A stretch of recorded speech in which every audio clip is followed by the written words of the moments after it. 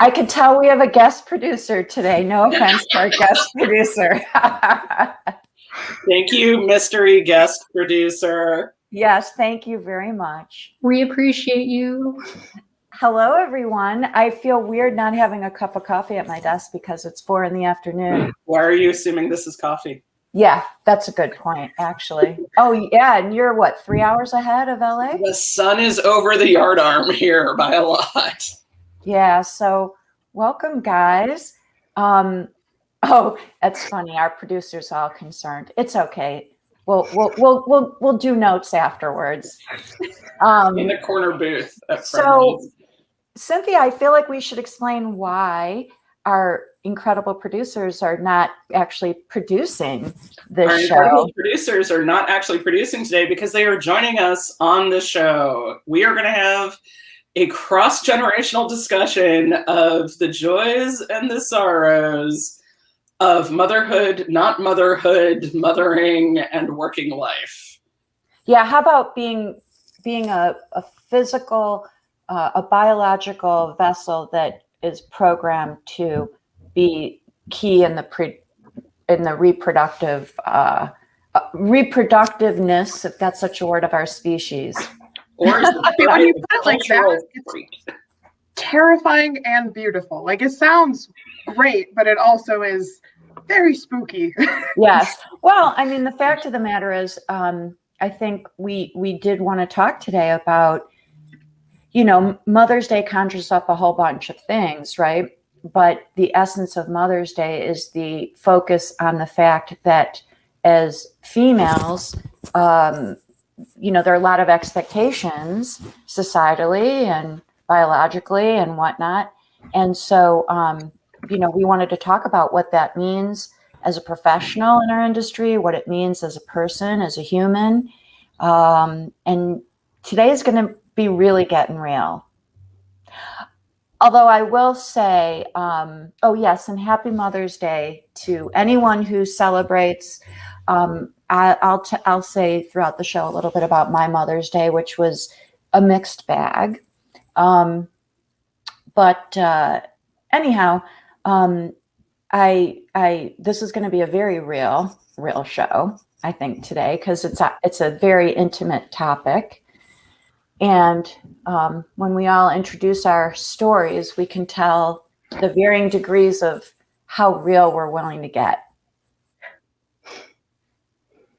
So, who wants to go first? With that, I think poor Kelsey gets to. I'll get thrown under the bus. I think actually before this episode, Anna did some fantastic research on the history of Mother's Day, which I think it would be a fantastic thing to get into right now. That would be great. Yeah, no, I thought it was really interesting. The woman who really pushed for Mother's Day to be created and celebrated nationally, her name was Anna Jarvis. And in 1905, her mother passed away. And she wanted to host a large celebration to recognize not only her mother, but mothers from all over the world and the country specifically. And in 1914, she got her wish, and Woodrow Wilson signed the official proclamation saying, yes, Mother's Day will be recognized as an official national holiday. The kicker that I think is really interesting is that not 15 years after her first Mother's Day, Anna saw what was happening to the holiday and how it was being celebrated, the super commercialism of it. And again, this is in like 1920 that she's seeing this excuse to make a buck, and she rallied against the holiday that she created, saying that, you know, this is something that should be celebrated very personally, very much families and you know, and mothers, and not so much this like big corporate holiday. And yeah, it was I just thought that was so interesting that she kind of turned on the idea because of sort of what it became. She's often referred to as the mother of Mother's Day. Didn't she get arrested for disturbing the peace, for protesting how it was being commercialized? Yes, I had read that. I think she was disrupting like flower sales. She had a quote about the selling of, like, to buy a greeting card is to this like hollow gift with no heart inside, and to buy your mother chocolates that you yourself will eat almost all of. I just, you know, man. Well, so the beginning, it sounds like early on, the mixed bag of Mother's Day started early, right? Yeah. And it'll be interesting to see how that holiday progresses as we evolve as a society. You know, what will happen to various hallmark holidays, you know, which ones will save and keep and which ones we'll decide are not, are discardable and stuff. I don't mean to sound like a downer about Mother's Day. Certainly it's a great day for a lot of people, and we should celebrate motherhood. Certainly. Yeah, no, I think it's important to note that in our discussion today, we're not like anti-Mother's Day. We definitely want mothers to feel appreciated, and just, you know, highlighting the fact that there are so many different ways to experience this day. And for a lot of people, it's a very, very hard day for, you know, tons of different reasons. The four of us talked about this in our prep meeting, but actually this morning I got an email. Thanks. I got an email from Etsy saying, hey, if you want to tap out of Father's Day promotional emails, let us know. Click this button and we will not do any Father's Day push emails to you. And I've gotten one from them for Mother's Day as well. And I'm seeing more and more online merchants do this day isn't awesome for everybody. If you'd like to opt out, click here. And I think that's great. I think that's thoughtful and good to acknowledge that for some folks, for whatever reason, these days are not all apparently homemade chocolates if you're doing it right and a card you made yourself, or even purchased at your local retailer, and fun and lighthearted. So that's, yeah, I think that's true. And I think, you know, it's so interesting. There's so much right now talk about the woke culture and like the whole Snow White thing, you know, and this disdain for wokeness. But I think the thing that I think is really great about this phase that we're in, it's a phase of empathy, right? It's really, whether it's too militant or not and how we deal with these things, that's a separate issue. But I think the notion of waking up to the fact that life is complex and that things are complex, and trying to put ourselves in other people's shoes in certain moments, how can that be a bad thing? You know, how can that be a bad thing? And so I really appreciate Etsy doing that and things like that, because I think people are waking up to the fact that, you know, it is gray, especially as people are starting to be more authentic in terms of their gender identity and their sexual orientation and things like that. We're waking up to the complexity of all these issues, more of the complexity. So, so Kelsey, what we thought, just so the audience knows, because we're going to start to feel like there's no audience, we're just schmoozing together. But just so the audience knows, we thought we'd share our individual stories about motherhood, or mother, the word mother, whatever that word, whatever that thing means to us, our experiences and whatnot, as a way of establishing kind of a sense of where we're all coming from with our experiences and our thoughts.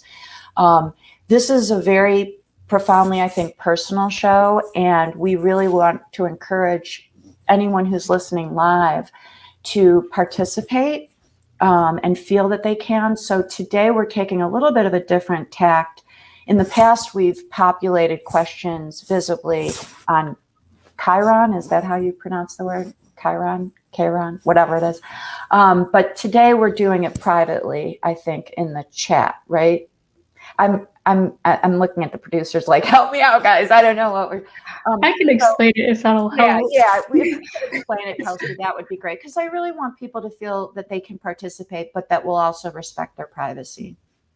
Yeah, because this is a very personal conversation for all four of us, and I'm sure all of our stories may potentially connect with a lot of people watching this. So we wanted to give the opportunity where if you had questions or wanted to explain something more, like if we turn to like a support system or maybe a question that someone else didn't ask that you would maybe find helpful in your own life, feel free to write that in the comment section currently on the live.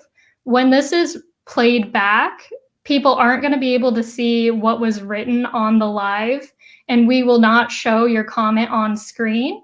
We will be selecting them privately, so your name or anything associated with you will not be seen. We will just read your question aloud and answer it, just to emphasize comfortability for everyone. Correct. So with that said, Kelsey, do you want to tell us what mother means to you, motherhood, all that good stuff? Yeah, so I would have never guessed that I would be on a Mother's Day special, specifically because I've always known that I never wanted to have a child, which is a very weird thing to say publicly, especially in a professional setting, because when I decided that I wanted to go into themed entertainment, which is a largely family-focused industry, I felt like I personally could never share that about me. Because typically women that are child-free, that do not want children, but still enjoy children, are kind of all painted with the same brush of, oh, she doesn't want her own children, so that must mean she doesn't like children. Obviously, not everyone thinks that way or comes to that conclusion, but enough people do for it to actually be kind of concerning from my point of view.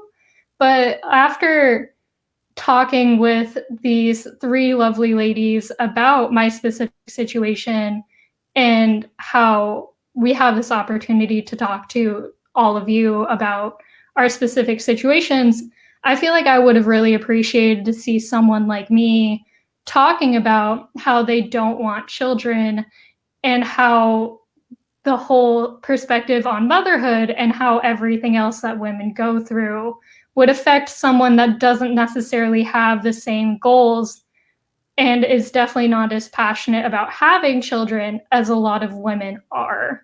And after having the discussion about wanting to be on this show and talk about this and getting more comfortable with letting people that I know professionally know this about me, I realized it's kind of a double-edged sword where, yes, people could potentially perceive me as someone who doesn't like kids, doesn't like families, even though that is completely not true. I just don't want to have my own. I love being around families. I go to family parks all the time. But the other side of that sword, I don't know if it's worse or better than the other side, which is that a lot of companies probably prefer that I don't want children, which is so wrong on so many levels, because I wouldn't have to have the responsibilities that come with having a child, which is like having to pick them up from daycare or leaving because they're sick or taking to different appointments, just things that would interrupt my daily work life are things that I personally wouldn't have to deal with because I wouldn't have a child.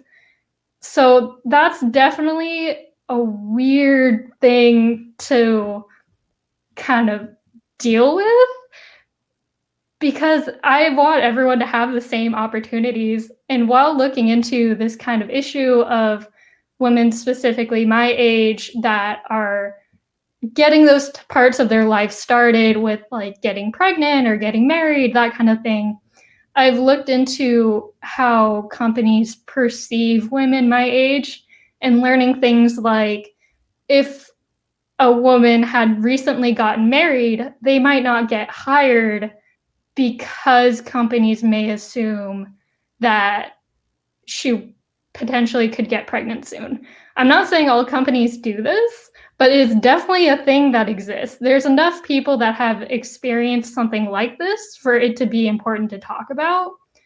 But it's definitely a double-edged sword. And a thing that's so weird about being child-free is how a lot of just everyday people that I don't know very well respond to it. So these types of conversations will happen in the same tone as like, oh, what are you doing this weekend? Or what are you having for lunch? But it's like, oh, so when are you going to have a kid? And then when I'm like, hey, I'm not really interested in that idea, a lot of times it's just followed up with a lot of questions that are kind of insulting. And it's something that's really irritating to deal with. And when I first looked to the internet to try to find people that were in the same situation as me, it was a lot of people venting about getting those specific questions because they are valid questions, but when they're asked enough times and asked in such a judgmental way, it gets very irritating. Like, one of the examples is, what will your husband think when, like, later on in the relationship? And it's like, they're not going to marry me if they don't agree with my goals, you know? And another classic one is, you'll change your mind when you're older, which surprisingly enough, no one said that to me when I got an art degree. But when I say I don't want to have kids, I get that all the time. So it's asked in such a good-willed nature, and I try to not be annoyed about it. But it's so difficult to not be annoyed when it just feels so invalidating of my experience, because for the record, I'm a cisgendered straight white woman who's 25 years old. So my experience with this is going to be very different than other women's. So the amount of pressure that I feel to get a child, or not get a child, that sounds weird, to produce a child is probably a lot different than if I was like any other sexuality or identity or race. But since I'm a white woman, I have that pressure put on to be pretty strong. And I'd be curious to hear, because Anna is in a very similar situation to me, and I would like to hear your perspective on those kind of conversations when someone casually asks you when you're going to have kids. Not if, but when. Oh, yeah. I had an interesting conversation with a friend recently. He was asking me, like, as in my situation, how much pressure do I feel in general to have children? And I remarked that for me personally, just my experiences and my family, it's relatively low, but the experiences and pressure that I have had have all been with like not immediate family, but like just outside of it, the aunts and uncles and great aunts and, you know, that sort of sphere. I also, a few years ago, sort of solidified a decision to not have children. And now that I have, again, I'm 25 years old, and I get these questions a lot. And it's kind of the like, oh, Thank you for asking. I have a counterpoint question for you. Just sort of gently steering away from the conversation, because if I say, oh, no, that's not for me, that is the floodgate welcoming of the sort of unnecessary questions. And relatively recently, and I mean like in the last 2 months, I have discovered that there is a currently unknown medical ailment that I am dealing with that means that it's probably going to be nearly impossible for me to have children. And that has been interesting to sort of develop on, to think about and to reconcile with, because first and foremost, like, this was never a huge priority for me. I am on this particular path and working with TETV specifically because my focus is my career. I am very driven when it comes to things like networking and writing, which is, what I do for a living. And the thought of settling down and raising children just wasn't in the cards.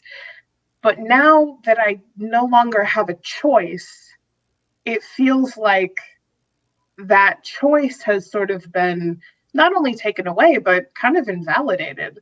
It's very weird. And to be honest, it's tough because, looking in the larger community online for, young women struggling with infertility, really anyone struggling with infertility, people are really, truly suffering because they desperately want to have children. And I can't even imagine what it must feel like, and how the pain of trying to figure out what to do next and the medical bills that keep stacking up. And that is not something I'm likely to experience. But I am still realizing my own infertility, which is, again, it's sort of an interesting place to find myself.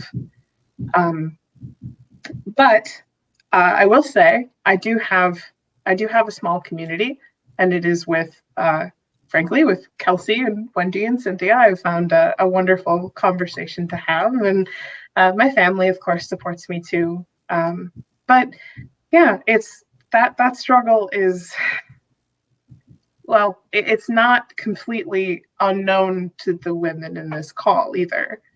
And yeah, I would love to sort of transition to chatting with Wendy about this sort of thing too.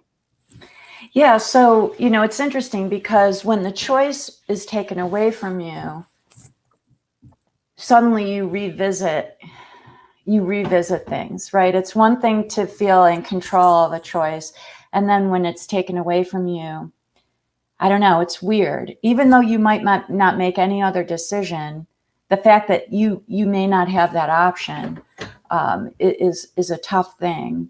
And my journey is definitely one marked with infertility. So I'll just kind of quickly share my background for folks that don't know.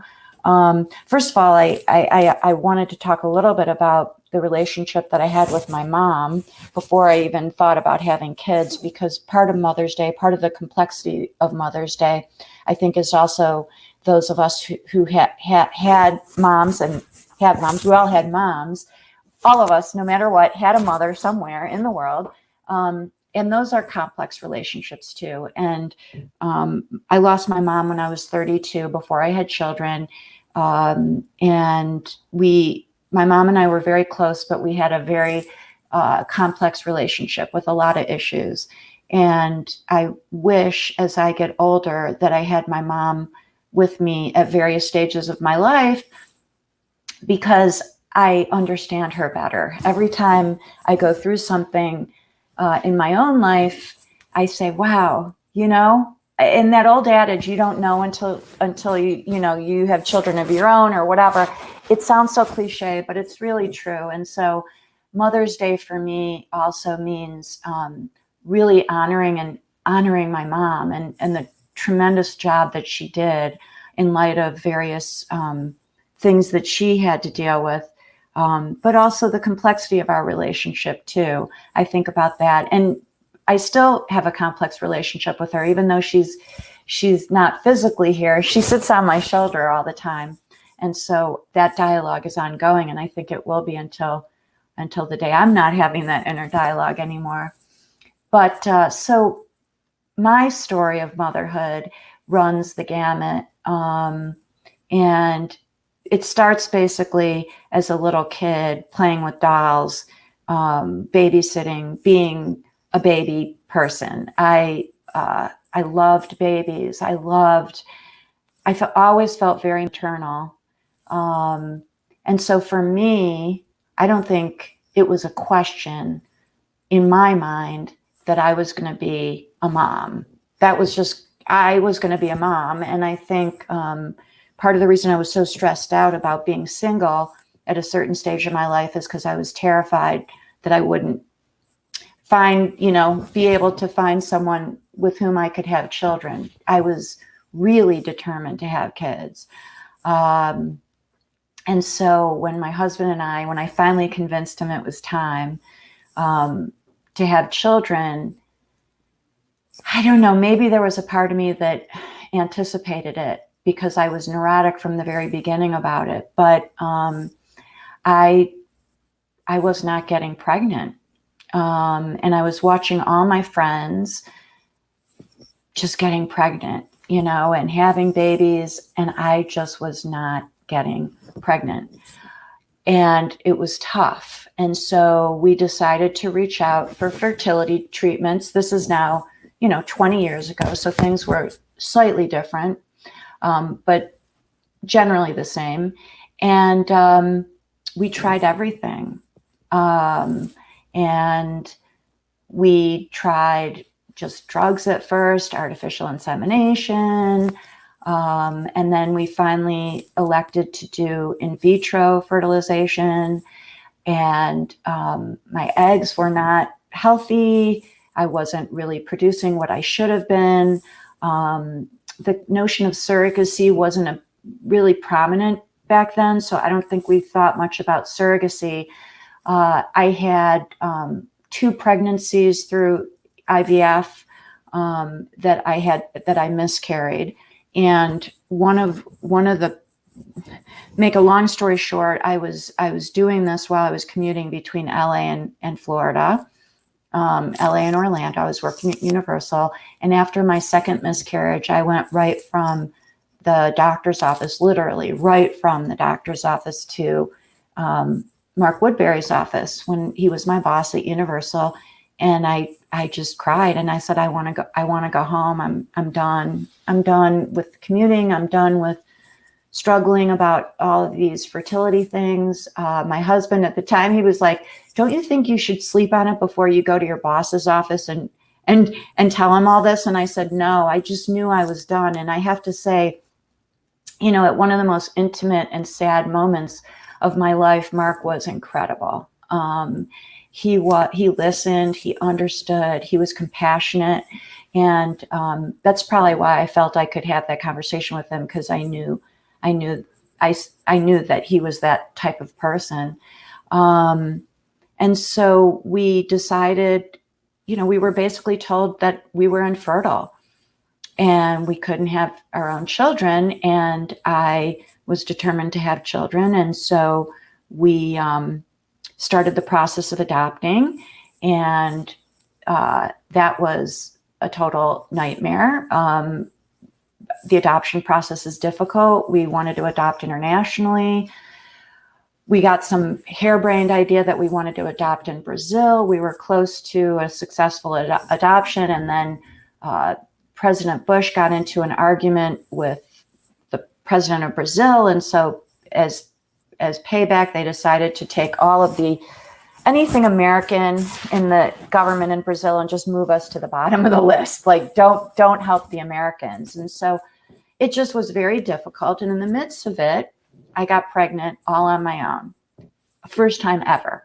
Never got pregnant on my own. And it was amazing. And we kept the adoption going until I was 5 months pregnant, and I could feel her. She was healthy and vibrant, and she was developing beautifully.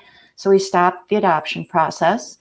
And right around that time was my contract with Universal was coming to an end. She was due in August. My contract was coming to an end in May, and we thought, this is great, perfect timing. I'll have the baby, and then we'll figure out what I'm going to do professionally.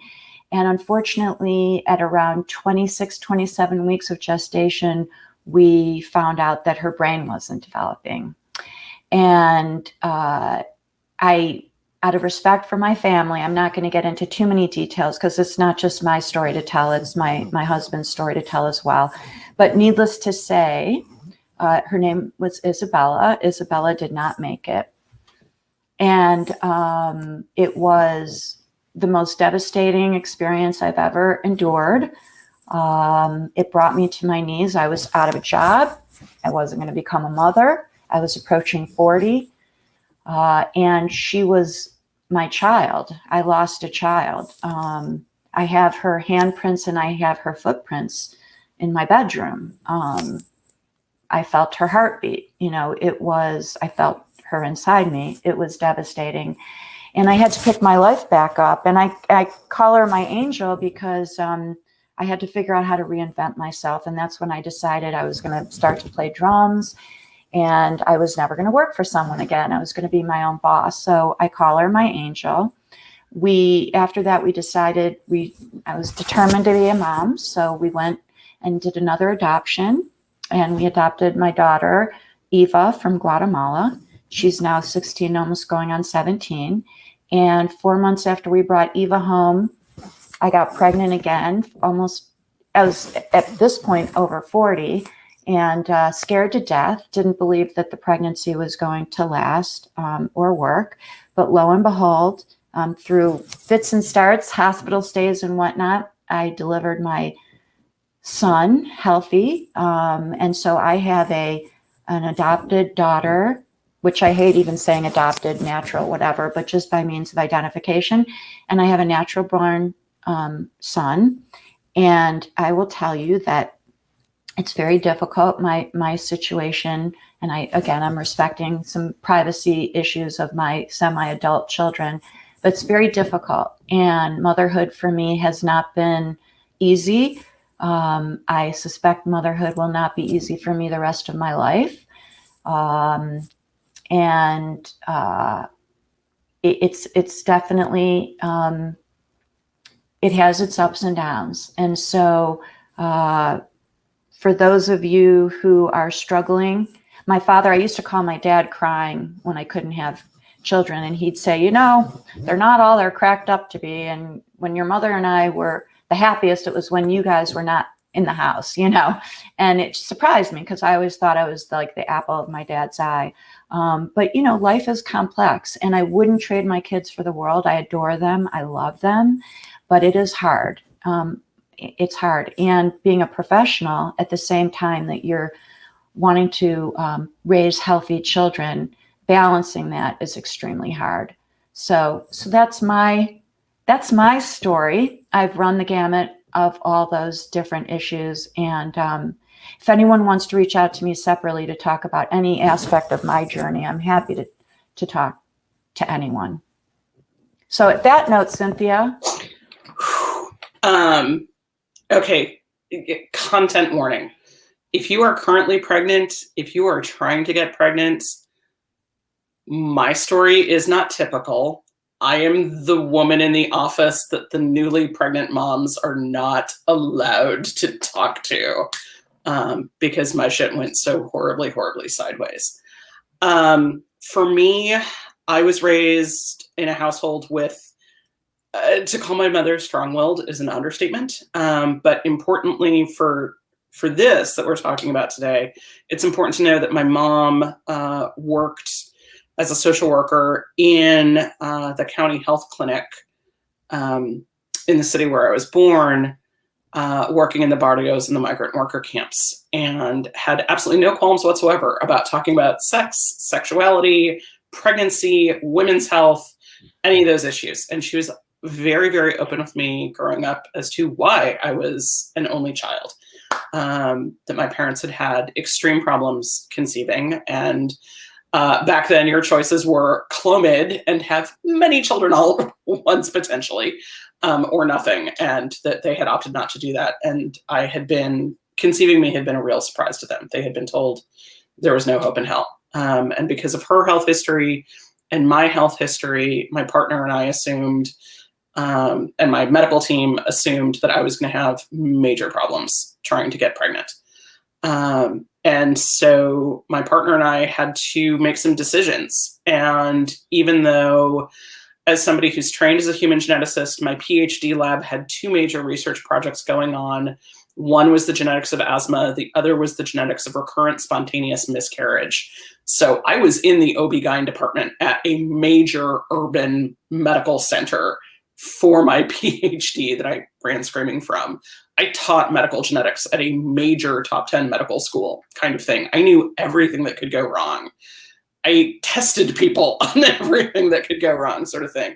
So my partner and I had decisions to make, and work-life balance and career and family balance was a huge part of that. We elected to hold off even starting to try to get pregnant until my partner was done with their PhD and their postdoc and had started their first professorship, and not while I was working at the museum in Chicago, because we literally could not afford for me to have a kid while I was working at the museum. There was the childcare costs in Chicago, there was no way that we could afford to have a kid and still live in Chicago.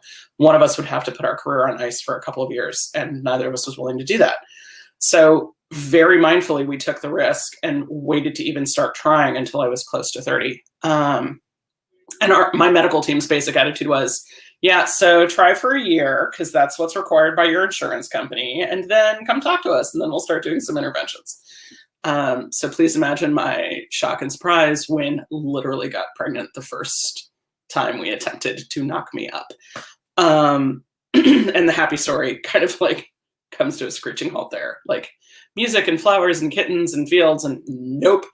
I started having pregnancy complications at 5 weeks pregnant. Like, hadn't even had the first appointment at the OB-GYN level of early in pregnancy, and I went into full-on preterm labor at 15 weeks. If you don't know, typical human pregnancy is 40 weeks, so 15 weeks is really no bueno. And I was attempting to establish my career as a consultant, as a freelancer in the themed entertainment industry. We had moved from Chicago. I no longer worked at the museum. We were living in Kansas. I was building a career. I had all of these consultancy contracts, and all of a sudden my body was not doing what it's supposed to do easily. Even though I had taught people about this going wrong, there was still that emotional hurdle of, why is this going wrong? I would wind up in the hospital getting monitored, get sent home to flop on my couch for a week, get cleared for activity, do a bunch of meetings or a business trip, wind back up in the hospital, hooked to monitors, cleared to my couch for a week of limited activity, lather, rinse, repeat the whole way. And we managed to get me to 39 weeks, which was nothing short of a miracle. But then the delivery went extraordinarily badly. Badly to the tune of the doctor, who was not my actual OB, because irony of ironies, my OB was at Disney World with her kids when I went into labor. The doctor hauled my partner out of the room and told him, your wife or your kid, we're not going to get both of them through this, so who's your priority? And we both lived, but although it is impossible to say with 100% certainty, my child's medical team is relatively convinced that the things that went wrong in labor contributed significantly to the disabilities that my child has. And so mothering for me, path to get there was weird and horrible and not Pinterest perfect. But then the act of mothering for the past 18 years, because kiddo just turned 18, it's been completely tied up in my career. I found out I was pregnant in between my first 2 phone calls with the company I work for, kind of thing. And navigating, how do I be the kind of parent I want to be? How do I be the kind of parent I want to be with a kid with disabilities? Because the world is not built for working co-parent households. All that stuff was defaulting to me. The calls from the school, the calls from the doctor's office, the expectation that I could get the kid to all of these different occupational therapy, physical therapy, speech therapy appointments in the middle of the day. That burden didn't fall on my partner, didn't fall on my husband, who was a tenure track professor at that point in time in a very traditional department with a dean who really believed in some old school gender norms. And so navigating my career path and advancing in my career path was fraught in a way that I had never anticipated. And it was really, really hard.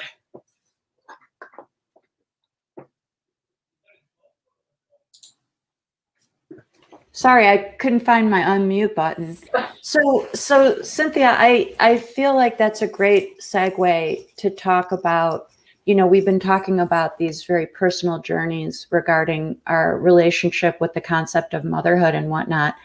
But we're all working women.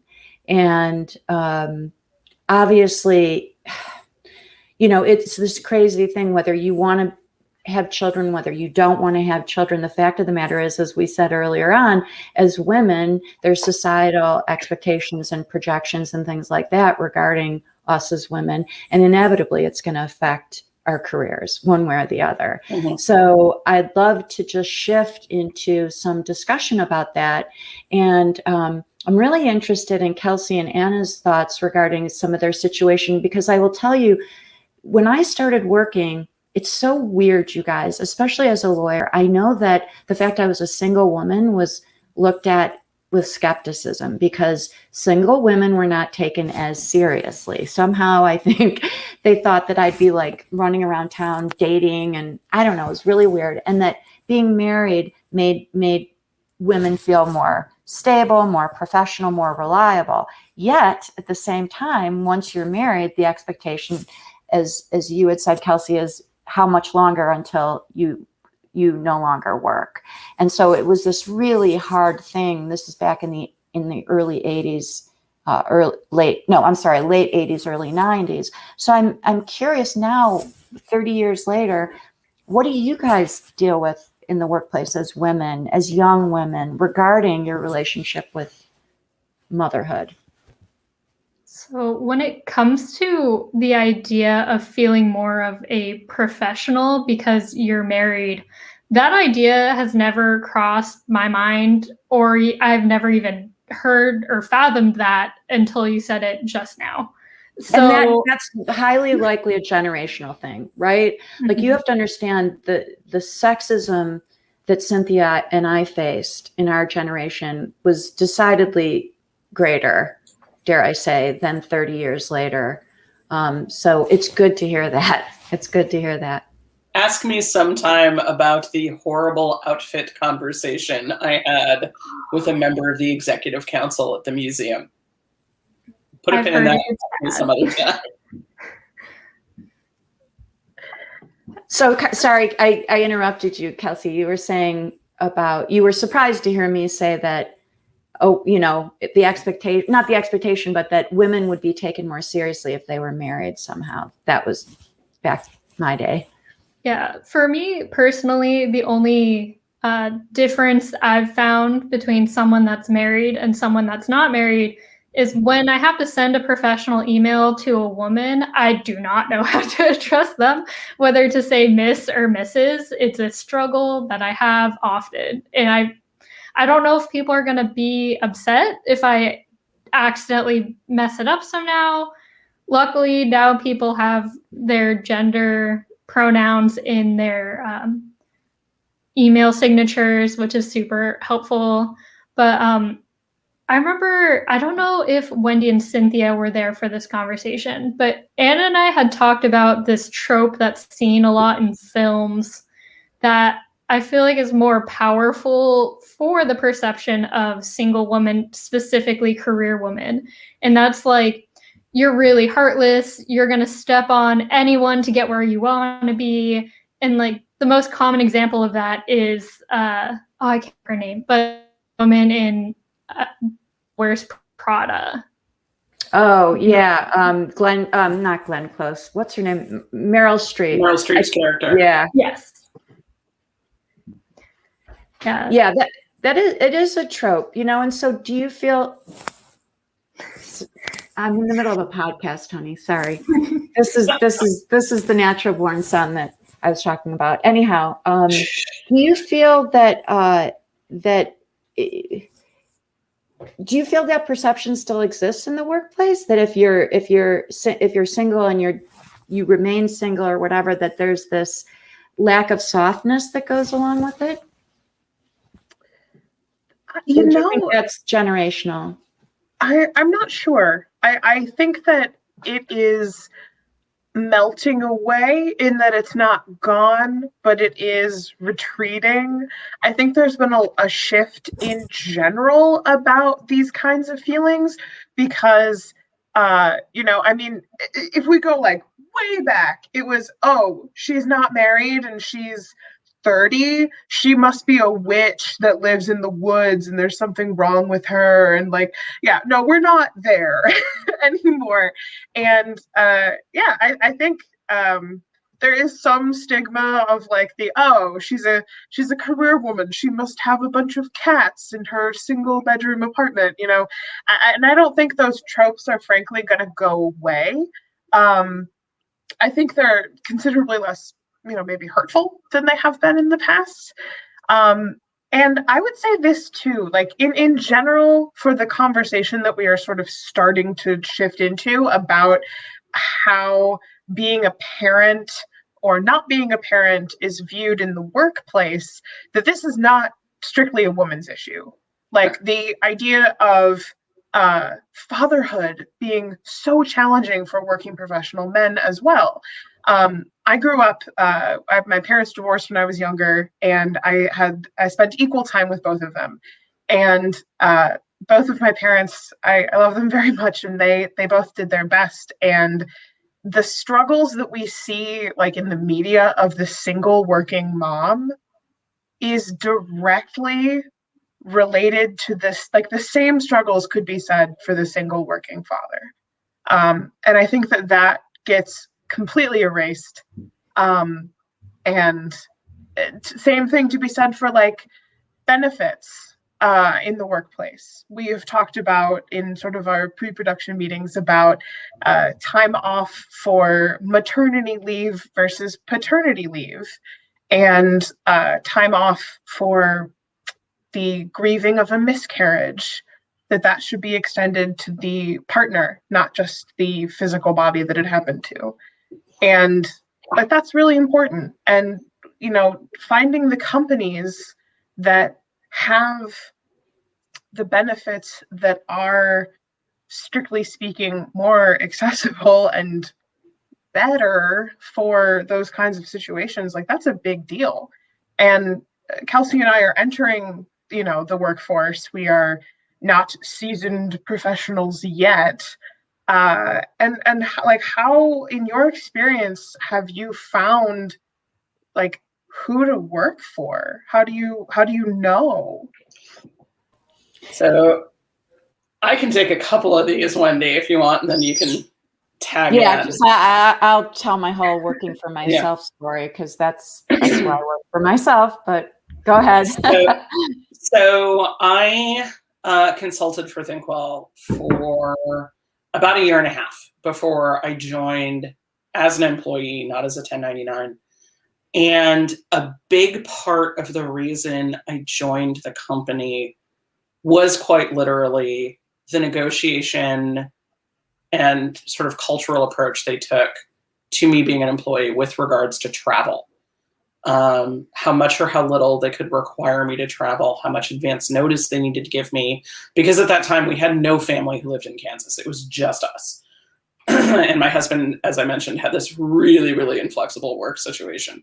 And so if I was going to fly to a conference or go to a client site or something, we would literally have to like import a grandparent in to take like from Chicago or Virginia to take care of the kid while I was gone. And Thinkwell negotiated something very reasonable and very fair and did not hold it over my head. Like I brought to the table, like, full stop, this is what would prevent me from taking an employment contract with you, as opposed to just stringing together a bunch of 1099s. And they were like, we can work that out. And they did. And so that's why I came under the roof at Thinkwell. And then a couple of years later, when our kid, assigned male at birth, now identifies as non-binary, they, them. So you're going to hear me using different pronouns for them. When they were about 3.5 years old, they were still pretty nonverbal. They have profound childhood apraxia of speech, and they were in very intensive speech therapy multiple times per day. So their ability to tell us what was going on was not that of a typical 3.5-year-old. We suspected something was wrong at their preschool, and I was traveling on business. I was literally on a plane when this happened. My husband came to the preschool to pick our child up and found them being physically restrained and being beaten by a co-owner of the school. Oh my God. Yeah. And I was getting into the car with my entire team, including the CEO of Thinkwell, because they'd flown in from LA, literally on the phone with my husband telling me this. And that night, Josinas pulled me out of our prep meeting. And I was an employee, but I'd been part-time, and said, okay, you need to understand, number one, we're promoting you to full-time. If you want it full-time with us, this is what we want to do. But also number two, I've briefed everybody, you're on paid leave. As soon as this business trip is over, take the time you need, take care of Sean, do what you got to do for your family. Your family comes first. And that empathy in the moment and the way that they handled my family crisis, after being so good about handling me as a working, traveling mom, look for that kind of, no, your family is more important kind of ethos. And you can see that reflected in the policies of a company. What is their travel policy? What is their policy about leave? Is it bare minimum maternity leave? Is there paternity leave? Do they offer miscarriage leave or PTO post-miscarriage for either the person who physically experienced the miscarriage personally or their partner? Their healthcare plan, what's included in the healthcare plan? Does it cover IVF? If it covers IVF, does it cover IVF only after a year of failure to conceive naturally? Because if that's the benchmark in the healthcare plan, then queer couples aren't going to be able to utilize the IVF coverage because they're never going to hit that benchmark kind of thing. Does the healthcare plan cover OT, PT, ST for things other than autism? There are laws that mandate autism coverage, but don't necessarily mandate OT, PT, ST for anything else developmental, i.e. born with it, as opposed to acquired through illness or traumatic accident. Does it cover that kind of stuff? Does it cover mental health care? Does it cover mental health care for kids and teens?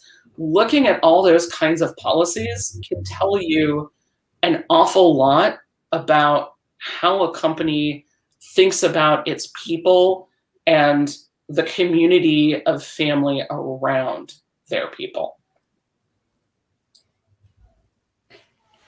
Yeah, so, I started our law firm with a woman, and the interesting thing is I met her because my other partner at the time, we were contemplating hiring her. She had 2 small children, and we didn't hire her because my male partner was concerned that she had 2 small children.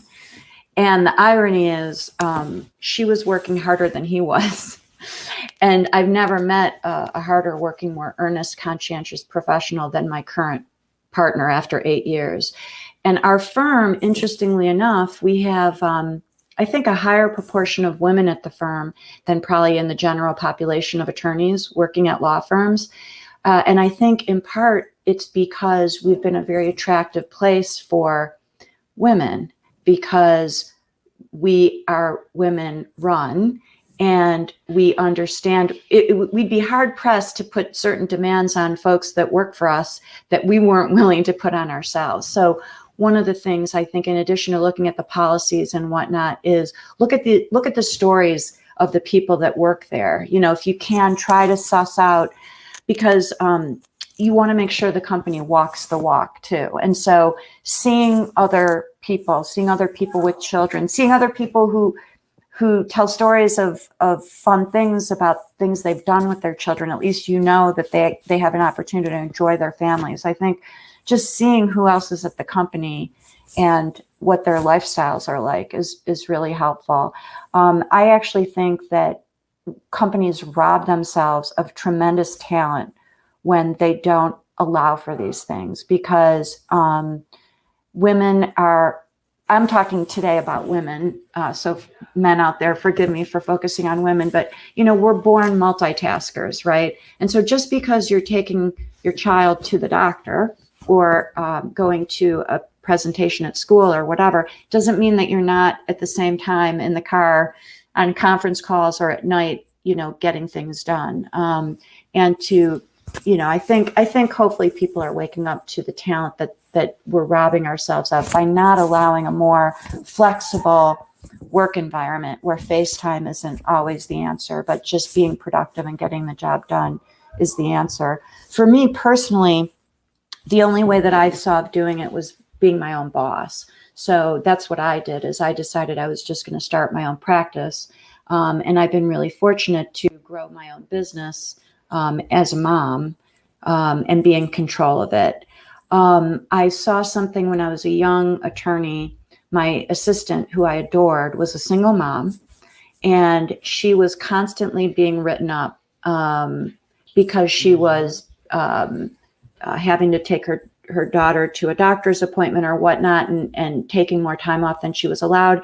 And she eventually decided to go on welfare. She did the calculation. She said between public transportation, pantyhose, and various costs associated with working and the stress of not being there for her child, it was easier for her and better for her to just go on welfare. Now, this is, again, 30 years ago.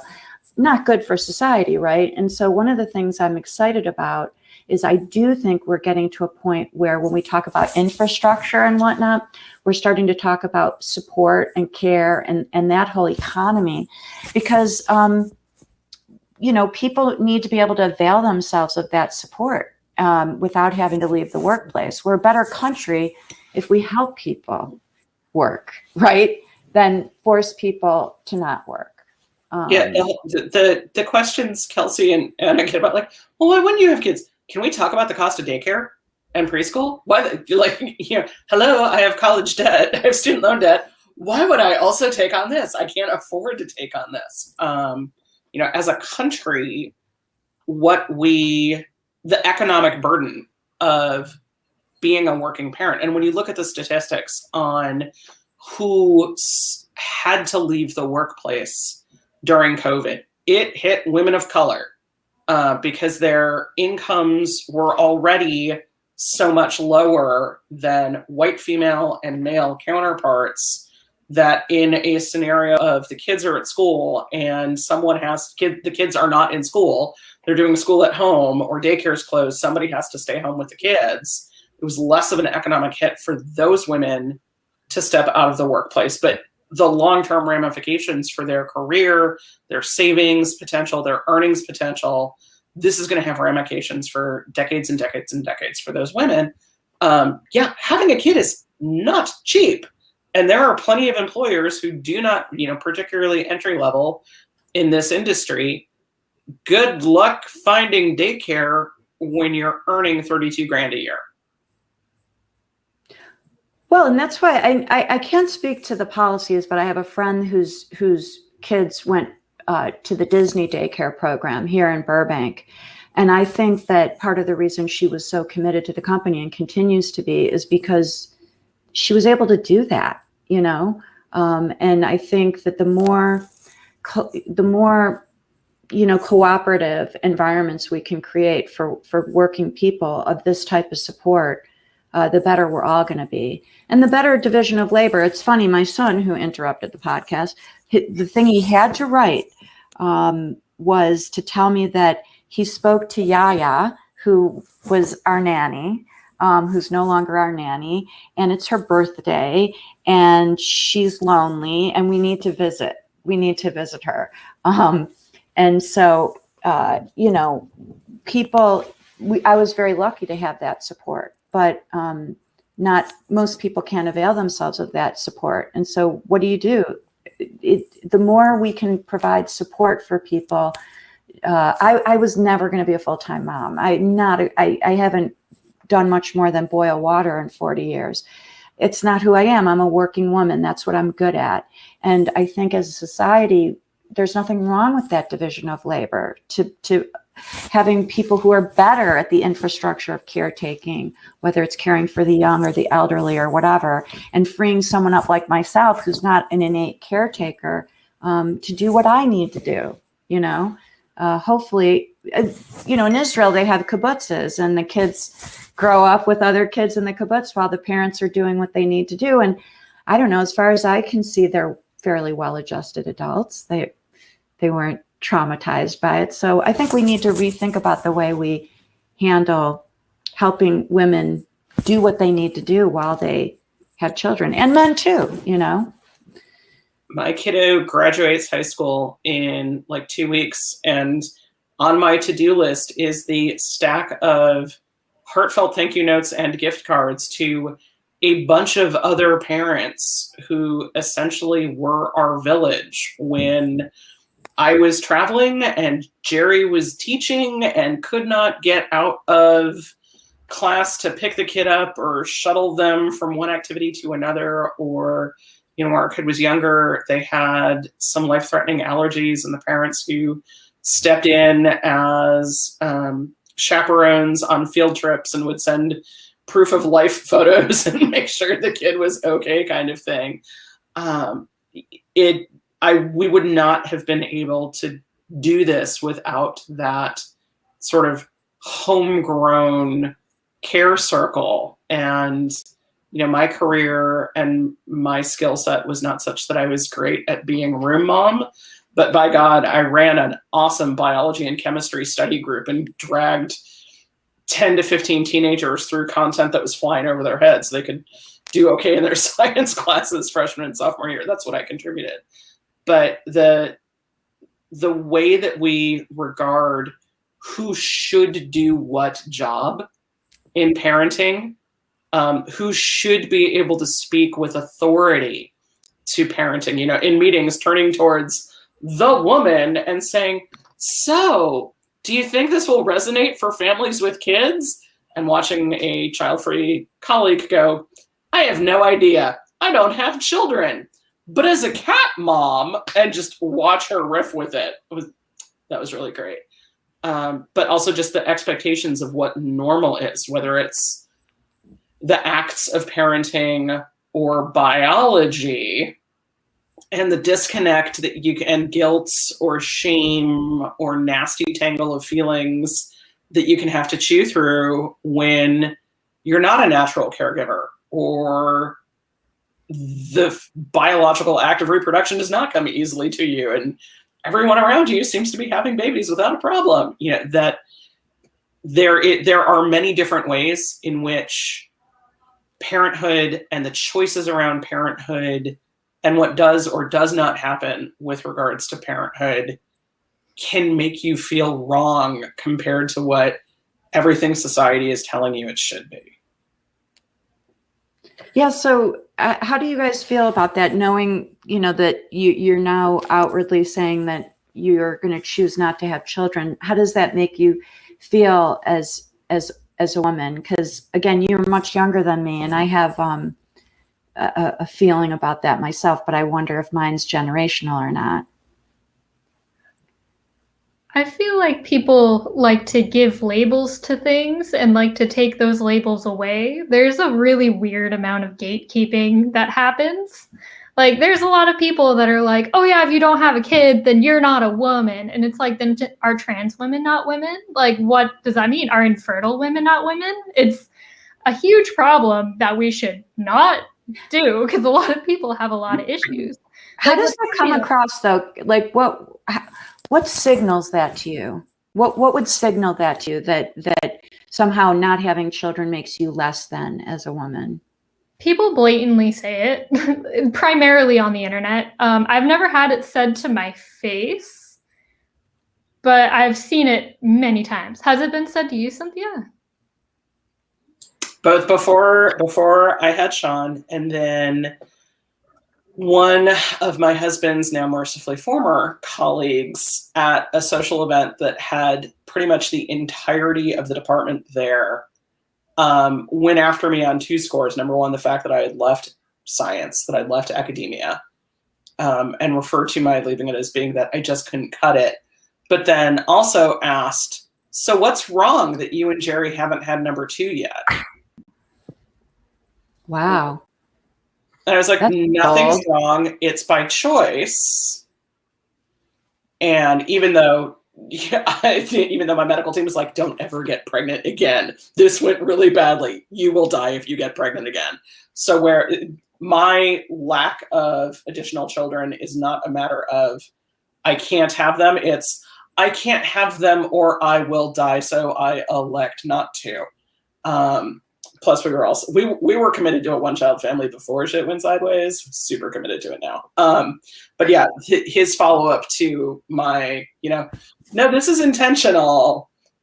Which like it's one by choice. Was a just sort of gasped. What kind of mom are you? Like, a good one? No, like Sean needs a sibling. No. Why are my reproductive choices up for debate with you, dude? Yeah, no, outright said it to me. This is exactly what I was talking about in the beginning, when like people will have these conversations in the same exact tone of like, oh, what are you doing this weekend? And then they get like mad at you because you said you're going to go play like softball instead of like ballet. It's the weirdest tone, because it's so casual, and then it just becomes almost like an attack. And it's very dare strange. You like chocolate ice cream better than vanilla? Yeah. I will say too, like the only time that I would feel like that kind of thing is justified is if I was talking with someone who was desperate to become pregnant and couldn't be. Like, if someone is saying like, oh, like more than anything in the whole world, I want to have children, and someone who can have children and is choosing not to, like, I could understand the frustration there, and this sort of desperate plea to like, oh no, please, like you have this gift of something that I can't do, and I can see where that would be like a really intense and heartfelt conversation you could have with someone. But if it's brought up again in this sort of casual nature, that's where the line is drawn for me. Like, if you want to have this discussion with me, talk to me about it in private, or, tell me why you want to have this conversation, as opposed to it being like super flippant. Do you feel these conversations still go on in the workplace or in work environments, or really? No matter where you are, they happen. And it's very weird. Like, a lot of times I would have it happen walking out of a college classroom to my car, like where they're expecting it to be a very short conversation. And then when you say something that's out of the norm, it turns into like a whole thing. I don't know why we've been kind of trained to do this, but also it sucks for anyone that does give an unusual answer, because then it just keeps reinforcing the idea that something is wrong with you. And if it's not your choice to say no, I'm not going to have more kids, then that can do a huge number on your mental health.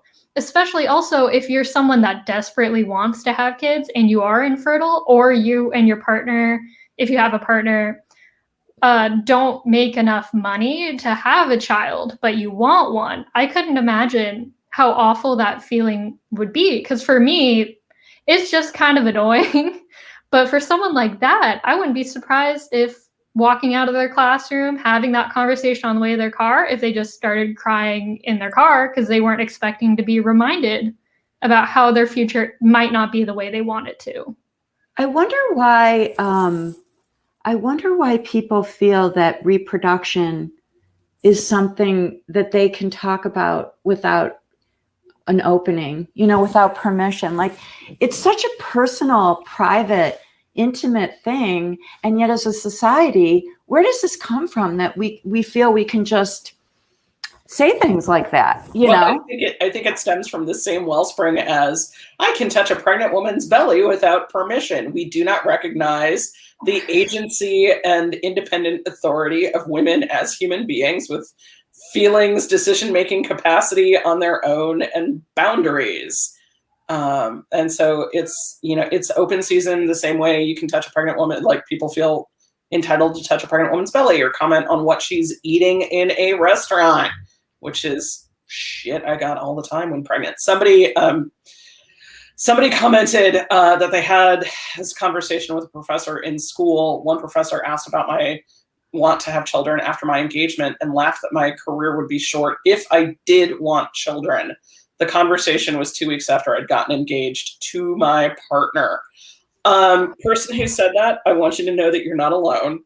That this is something I have both heard about happening in academia to this day. I had it happen to me when I got engaged. My husband and I did not intend to get engaged in front of our entire department and program, but we did. It's a really long story. So every single professor in the division at our university found out simultaneously. We met in graduate school. And my husband's PhD advisor hauled him into his office and yelled at him that he was derailing his career by getting married while in graduate school, that I was going to distract him from finishing up his PhD and from getting his first professorship. His professor also was a population geneticist and was really horrified that I, as an Ashkenazi Jew, was marrying outside of the faith and messing up my genetic lineage, and then dragged me into his office and demanded to know if I was aware that I would be mating wrong. Actual quote, mating wrong. So you're not alone. That's effed off. The audacity. That's stupid pressure bullshit about your career is going to be cut short if you get married, if you have kids, how dare you have a life. I don't know what it is that they think you cannot have two different things in your life simultaneously, but you're not alone. You're super not alone. And yes, yikes. Oh my God. This is like, welcome to many instances of yikes. Oh my God, yikes in Cynthia's history. I think it's our favorite banner on this show. It bums me out that you guys, 30 years younger than me, are still experiencing some of this stuff.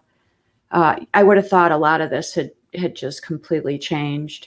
So I have a question for you guys. We talked about it when we were prepping for the show. It's kind of the flip side. So me having a big mouth and wanting to give unsolicited advice all the time. How would you guys handle, if at all, me wanting to give some pearls of wisdom to younger women that I know, especially in the workplace, for example. So for example, I had some lessons I learned regarding fertility that I think I was blindsided by, and I wish someone had told me certain things. I have had awakenings regarding adoption that I wish someone had told me about, and I felt blindsided by the fact that I had to learn on my own.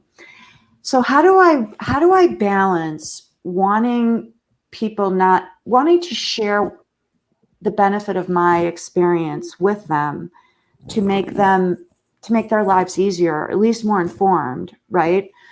With not wanting to say something inappropriate, presumptuous, out of line, lacking boundaries and stuff like that. And maybe your answer will be, don't say it, Wendy, just don't say it, But like, tell me, coach someone like myself. How would you approach it, if at all?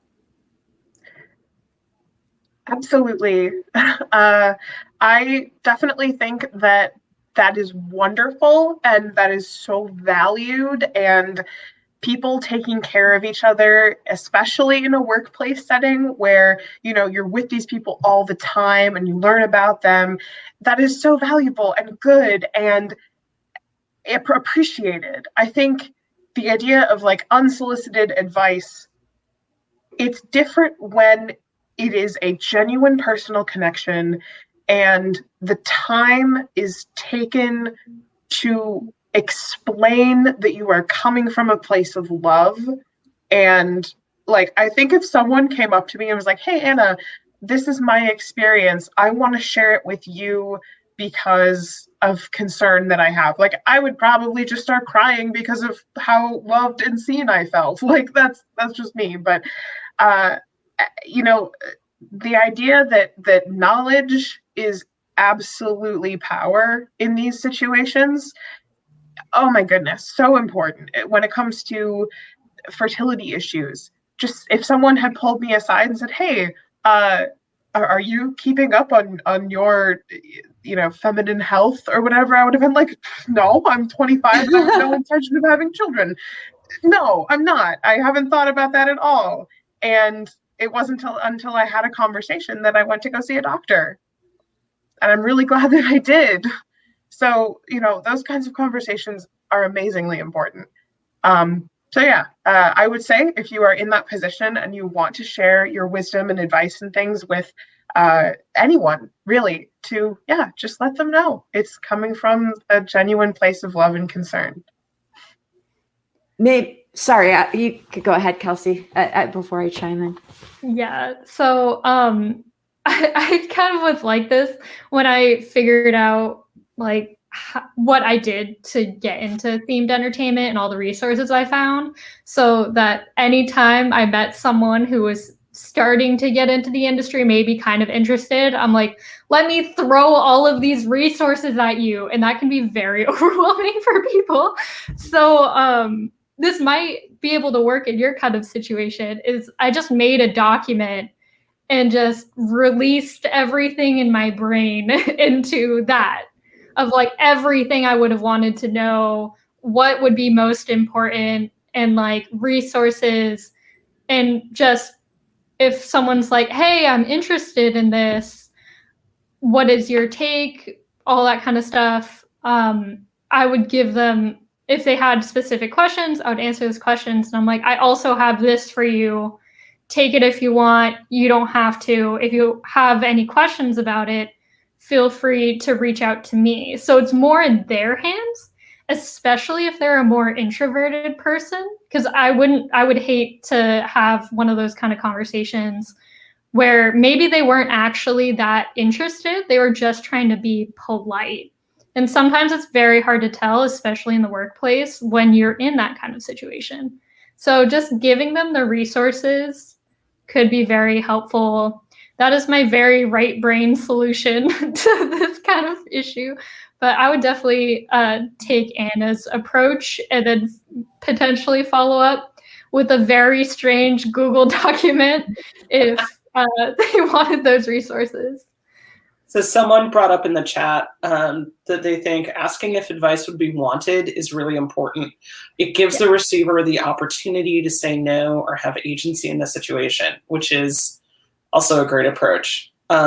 Wendy, an example from a contemporary, in a way, of ours. I'm in a Facebook group for alums of my undergraduate alma mater, and someone brought up that their undergraduate thesis advisor, their honors thesis advisor, had taken all of the women and women identifying people in the lab. She was a biology professor, had them all over to her house for dinner one night, and had with them essentially an ask me anything, in which she was also extremely authentic about what the path to motherhood for her had been like, while also pursuing a tenure track gig in the hard sciences at an extremely competitive school.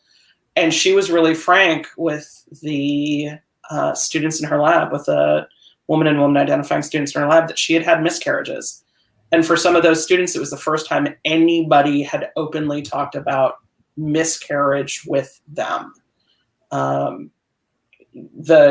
biological and the emotional impact, the balancing it with career and stuff like that.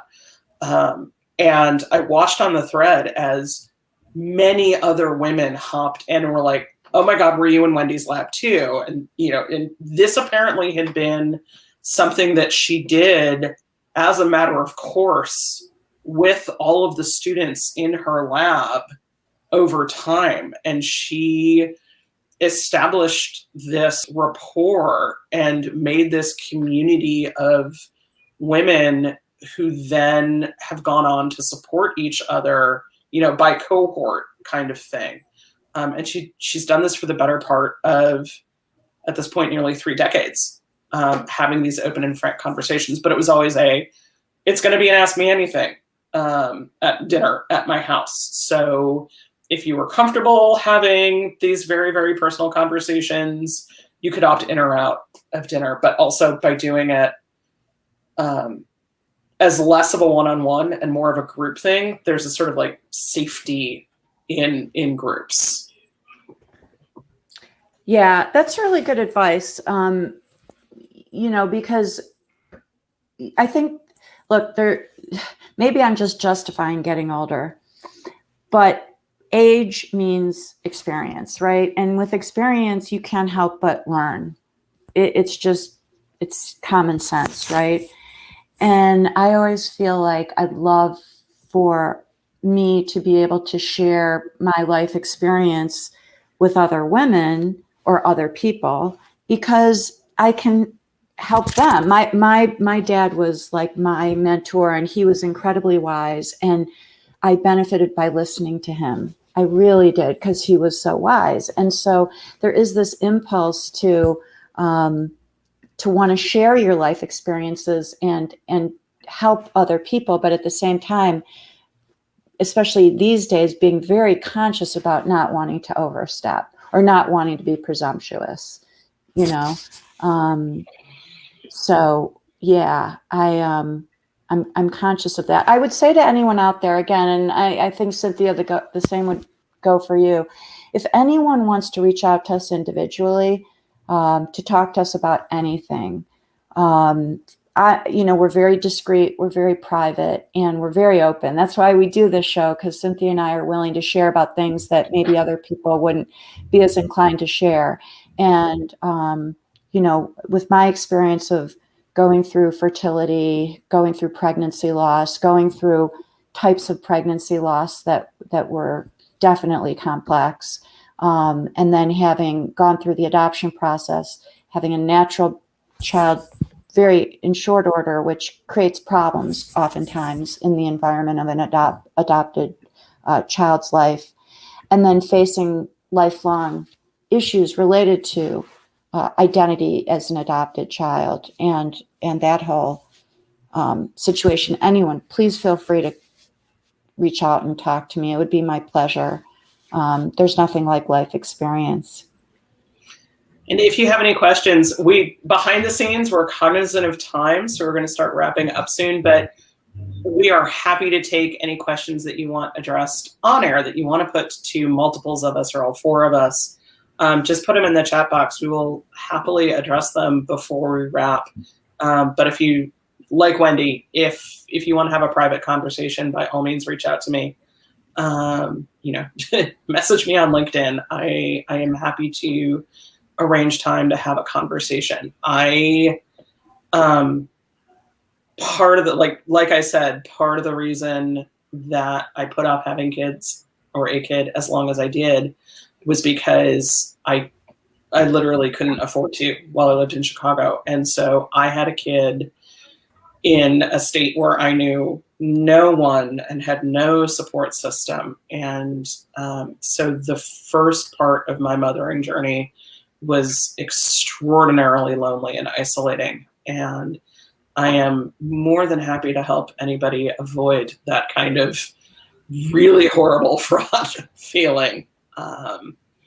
Or, if you are finding yourself in a complex parenting situation like I did with a kiddo who is disabled, I am happy to talk about that too. I have full permission from the kiddo to be I say kiddo, that child is 6'5" and towers over me. And he's an adult now. That child is a legal adult. Fuck my life. But I'm happy to talk about that. I will also say that in general, authenticity has been a running theme on this show, whether or not, no matter what we're talking about, really. So as this core value of ours, these are the conversations that we want to have. And in the future, if there are any conversations that the audience would like to see us have, we would love to facilitate that. We can be contacted through the TETV Slack. I will plug that if you want to join the TETV community, talk to some of these creators directly. And so we can, like I said, foster those conversations that you want to know more about. Speaking of which, I think it would be great to just have a quick conversation about the importance of the identity of being a woman, as we all identify on this call. For me especially, going into sort of these weird fertility questions that I have, there's definitely been some moments where I'm like, oh God, what's wrong with me? But that's the thing that I keep coming back to, is this idea of, oh God, what's wrong? What's broken? Feeling sort of weird about the whole thing. And I will say, that is a sort of a trope that is in media. You can see that as we touched on it briefly. If you are not having children, you're not a real woman. I always think very specifically about the Avengers Age of Ultron film. There's this sort of strange choice of a scene where Black Widow refers to herself as a monster because she is sterile. And that's weird and just super uncalled for. And that's not something that I personally feel. I definitely have. Oh my God, yikes. Yeah, exactly. Yeah, that's a yikes. Oh my God, yikes. But no, I mean, the idea of being a woman is important to me because of the women that I look up to and just how I feel in my own skin. And especially looking back at the history of women in themed entertainment and some of the amazing things that they have accomplished. I will touch very briefly on the Harriet Bee's Daughters Foundation. Is so cool, and creating connectivity with women in the industry. And Cynthia, I know you can talk about that. But tying it all back to themed entertainment, I just want to be able to tell wonderful stories that represent that I can see myself in. That's important to me. So I'll just talk briefly about my identification as a woman, because that gets to the heart of a lot of the struggles that I had with my journey to motherhood. So, I never felt like a true woman. I always thought of myself as this weird blend of male, female. And, I never really fully was at one with my identification as a woman, even though I identify as a woman. So when it came, and I was very late to develop, and I looked like a boy for an unusual amount of time into my adulthood. So when it came to a point where I wasn't able to have children, it really got to the heart of my insecurity. And I really did feel like it was just further proof that I wasn't really a woman. I wasn't a real woman. And then when my son was born, I couldn't breastfeed. And I had lactate specialists, or whatever they're called. And, they were like hardcore and, lock yourself in a room for a week because you could do it kind of thing. And it was awful. It was awful. I cried. It was painful, the whole thing. And so I wasn't able to breastfeed. And then I felt bad about that I wasn't a real woman because I couldn't breastfeed. And, one of the beauties of my experience is that I've now learned that I am very much a woman, whether my body enabled me to do various things or not. I identify as a woman, and that makes me a woman. And so, but I understand the complexity of that. And I do think society really puts that on us, very much makes us feel that way. And one of the things I'm hopeful with the progression of gender identity being more open and people being able to express different aspects of themselves more readily, I'm hopeful that one of the happy byproducts of that is that women who identify as women don't harsh out of themselves as much when they don't check all the boxes, because, who makes up those boxes and who, so hopefully, and that's the thing, I think in general, when we open ourselves up to all these different things, it makes life better for everyone. It makes life better for men as well. They have more choices as well. But yeah, it's rough to deal with those things. Yeah, I've had actually a surprisingly similar kind of experience, because my gender expression, like how I present myself, is very feminine. Like I have sparkly rainbow nails, like a lot of stereotypically feminine things that I really enjoy. But a lot of my values, I felt like were very stereotypically male, especially growing up, because growing up I had 2 brothers. So I always felt kind of weird that I got like excluded from things that I was interested in solely because I was like a girl. And then I remember in high school, I used to joke that the only way I'd become a parent is if I got to be the dad. Because like I didn't want to get pregnant. I didn't want to have to deal with all the responsibilities that come with being like a mother, like what Cynthia was talking about, where I would be expected to like give up so much of my life while my husband would not have to deal with that. So it definitely is weird thinking about how identity as a woman has evolved, because a lot of things that I felt growing up that made me feel more stereotypically male in terms of what I was actually interested in seemed like they were almost not okay. But luckily, it seems like now there's a lot more of a change, and we're not forced to pick between like Hot Wheels and Barbies. There's a lot more gray in between, which is fantastic. Exactly. I think we're free to be a little bit more than we were years and years ago, which is a wonderful thing.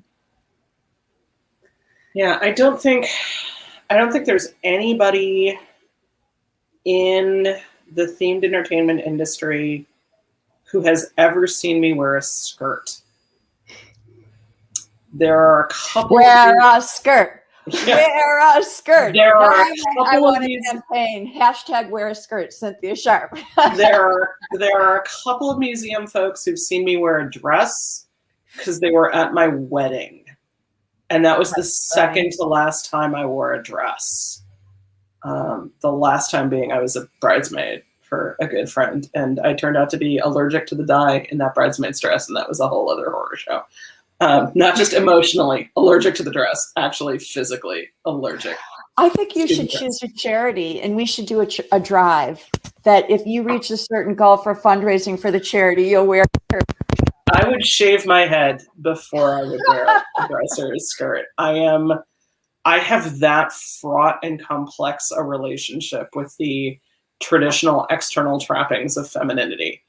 I have long fingernails. I like to paint them dark colors. They're not painted right now because my kid and I are going for a manicure together on Saturday before they have not prom. So I don't have any color on right now.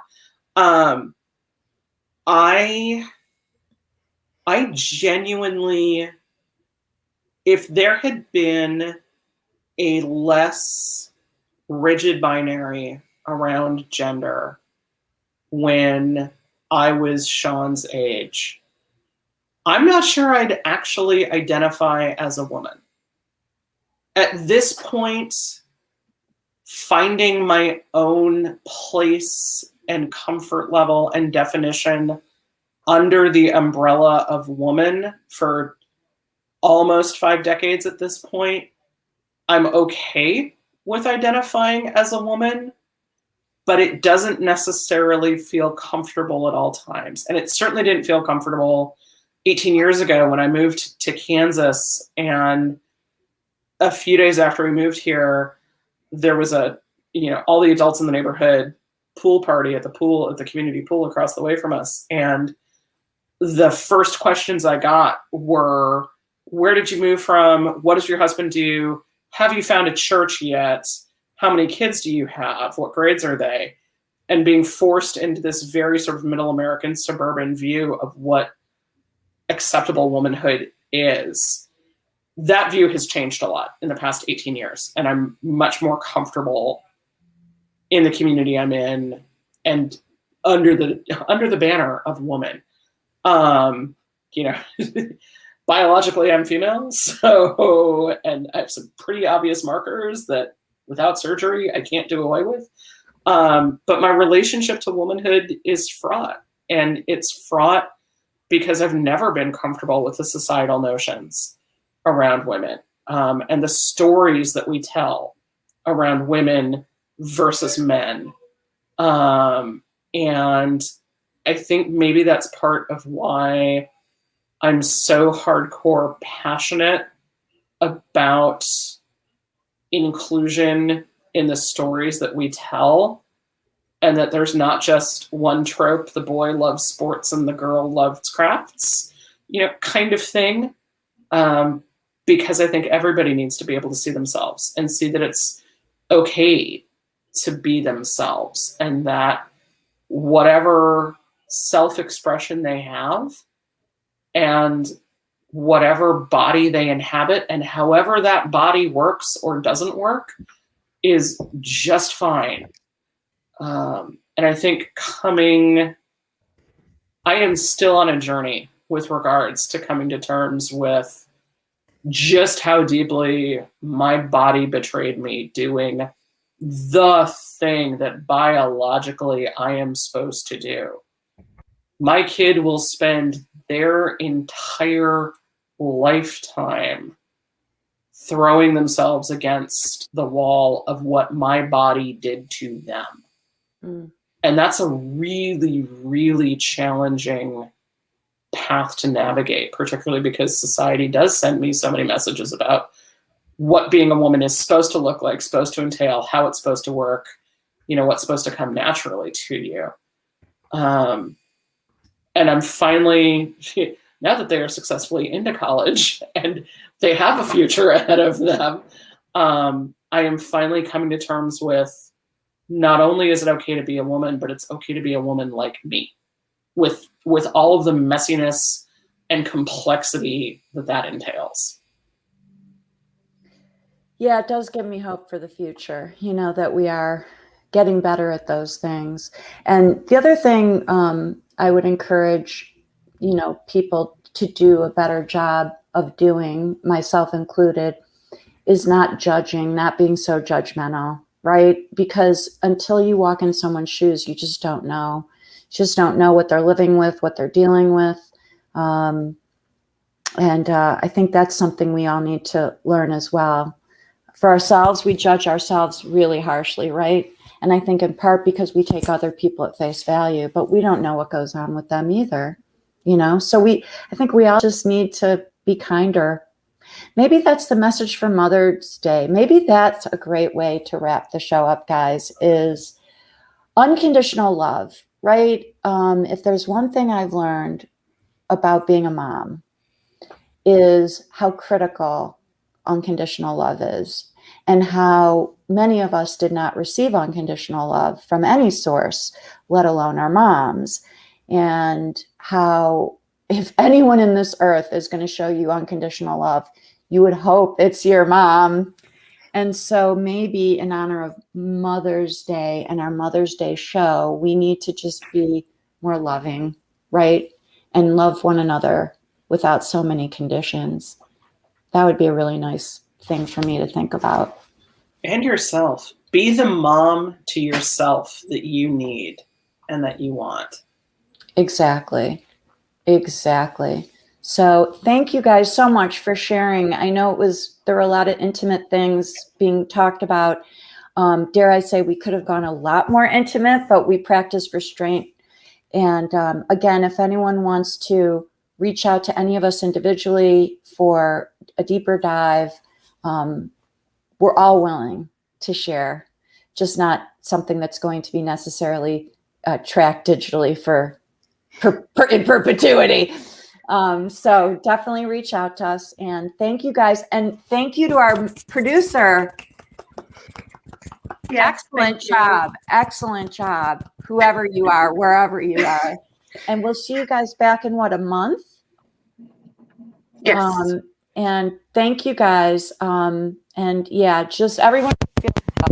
And I agree with Cynthia. Love yourself the way you would want to be loved. Because if you don't do it, no one else will. So anyhow, thanks, guys. Have a great day, y'all. Happy one day after Mother's Day.